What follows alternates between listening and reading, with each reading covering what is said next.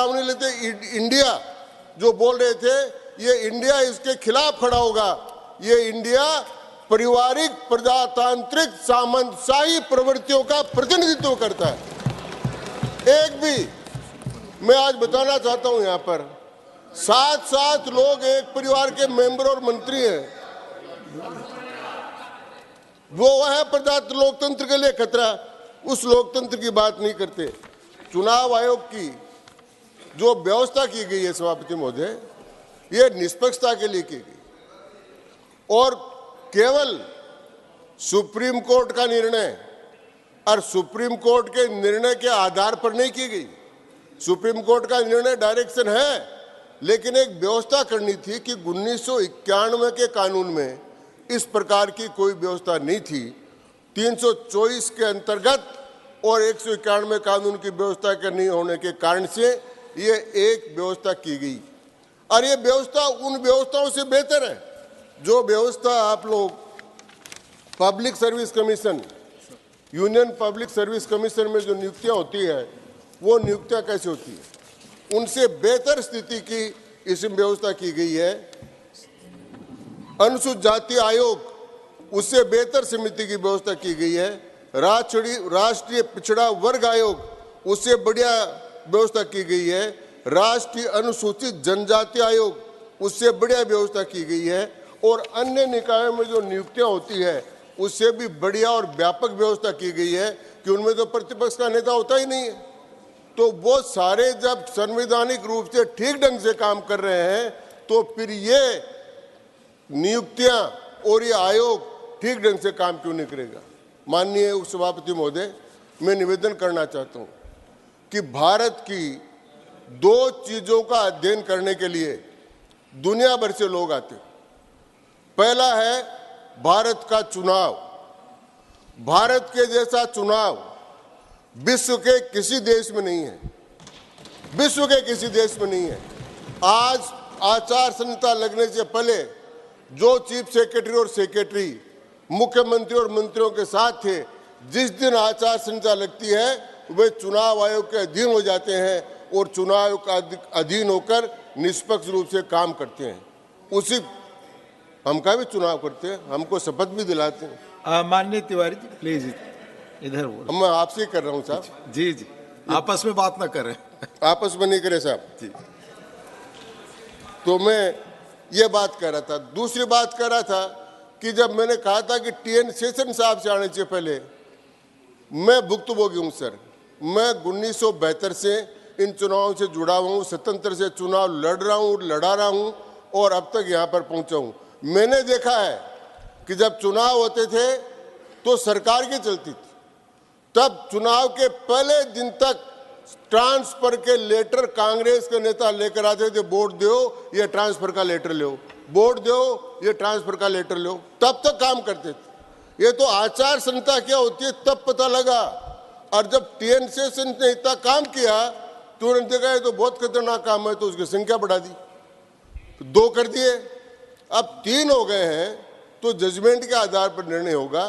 तो ये चुनाव आयोग की प्रक्रिया को ठीक करने के लिए हम इस प्रकार का काम कर रहे हैं, लेकिन चुनाव सुधारों की बहुत बड़ी आवश्यकता है समाप्त। अभी गोस्वामी समिति की सिफारिश की बात की, प्रकाशवीर समिति की सिफारिश भी आई हुई थी।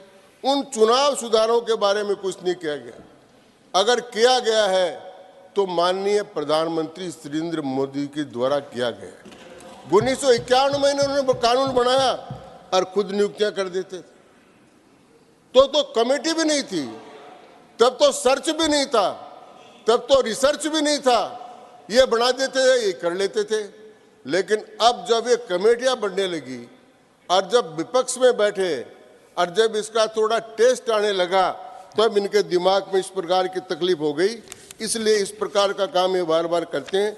अगर आपको चुनाव सुधार करना है तो चुनाव में धन का जो प्रयोग है, उस धन के प्रयोग को कम करना पड़ेगा। वो आपको मौका मिलेगा झा जी प्लीज। अच्छा चलिए। तो चुनाव सुधार के लिए पैसे का, अब पैसा कहां से आएगा साहब? पैसा आता है चुनाव में ब्लैक मनी का। और ब्लैक ब्लैक मनी जब पकड़ी जाती है तो समस्या होती है।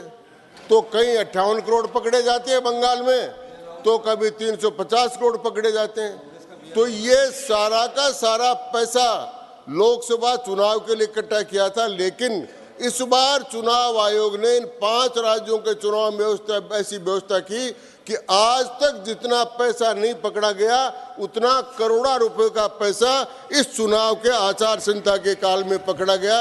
ये इतनी शुद्धता, इतनी शुचिता, इतनी पवित्रता हमने इस चुनाव की कायम की। तो एक तो मैं करना चाहता हूँ।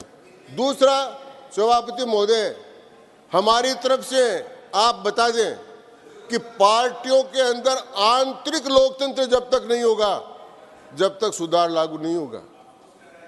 हमारे यहाँ तो आंतरिक लोकतंत्र है।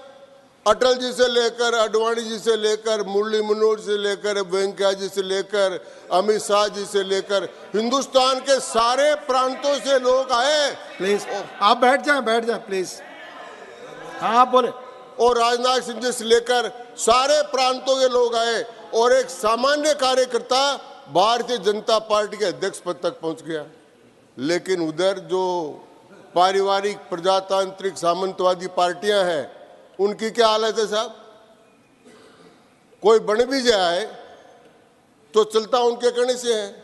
तो मैं समझता हूं कि जब तक ये टिकट वितरण की व्यवस्था परिवारवादी को के हाथ में रहेगी, तब तक ये व्यवस्था ठीक नहीं हो सकती।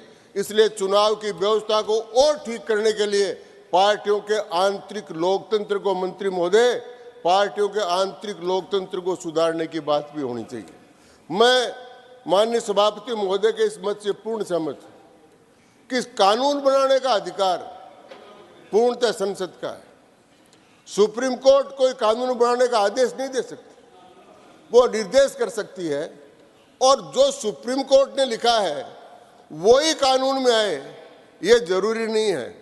कानून को हम लोकतंत्र की भावनाओं के अनुसार और जनोपयोगी बनाने का काम इस संसद को करना है, और वो काम हम कर रहे हैं। इसलिए सभापति महोदय, मैं आपसे एक निवेदन करना चाहता हूं कि इस कानून में 4 बातें प्रमुख रूप से हैं। पहला, आप प्रक्रिया पार्टी ने जो समय दिया था वो खत्म हो चुका है। आप बोले अपनी पार्टी का समय लेंगे। नहीं, मैं समाप्ति कर रहा हूं माननीय सभापति महोदय। तो मैं तो इतना ही निवेदन कर रहा हूं कि वो दल जिन्होंने लोकतंत्र का गला घोटा, वो दल जिन्होंने आपातकाल लगाया, जिन्होंने अपने सचिव को मुख्य चुनाव आयुक्त बनाया, उनके मुंह से ये सारी बातें शोभा नहीं देती। भारतीय जनता पार्टी आंतरिक लोकतंत्र की पार्टी है और देश के लोकतंत्र को भी पवित्र रखने के लिए यह विधेयक लेकर आई है। इसलिए मैं इस विधेयक का पूरा समर्थन करता हूं। धन्यवाद। धन्यवाद माननीय श्री घनश्याम तिवारी जी। नाउ